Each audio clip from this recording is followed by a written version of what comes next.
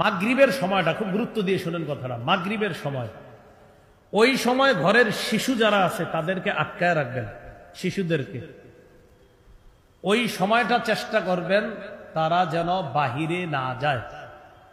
ওই সময় যেন তারা বাহিরে না যায়, খুব চেষ্টা করা। বুখারীর বর্ণনা 3280 নম্বর হাদিস, জাবের রাদিয়াল্লাহু তাআলা আনহু থেকে বর্ণনা, তিনি বলেন ক্বালা রাসূলুল্লাহ সাল্লাল্লাহু আলাইহি ওয়াসাল্লাম ইযা তাজনাহাল লাইল আও ক্বালা জুনহুল লাইল। নবীজি বলেন ইযা তাজনাহাল লাইল, সূর্য অস্ত যাওয়ার পর যখন সন্ধ্যা নেমে আসে, সূর্য অস্ত গেছে, সন্ধ্যা নেমে আসে, নবীজি বলেন কুফু সিবিয়ানাকুম, তোমরা তখন তোমাদের বাচ্চাগুলাকে আটকায় রাখবা, শিশুদেরকে আটকায় রাখবা।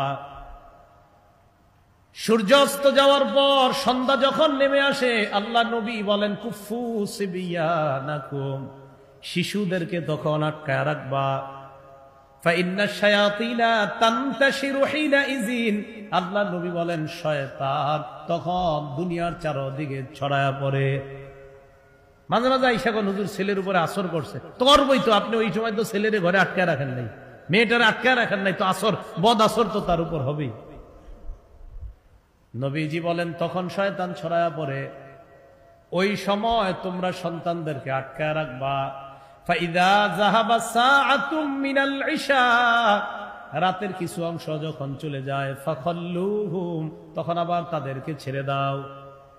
তাহলে রাতের কিছু অংশ গেলে ছেড়ে দিও, কিন্তু রাতের শুরু অংশটা সূর্যাস্তের পর যখন সন্ধ্যা নামে, শিশুদেরকে আটকায় রাখো, কিছু অংশ যাওয়ার পর তাদেরকে ছেড়ে দিবা, তখন আর সমস্যা নাই। আর কি করবা তখন? ওয়া আগলিক বাবাকা ওয়াযকুর ইসমাল্লাহ, ঘরের দরজাটা আটকায় দিবা বিসমিল্লাহ বলে। ঘরের দরজা আটকাবো কি বলে?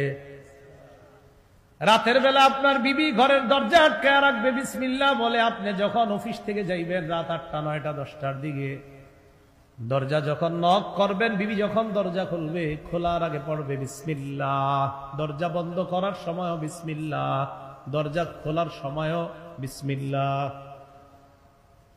তো নবীজি বলেন দরজা বন্ধ করবা, বিসমিল্লাহ পড়বা। এরপর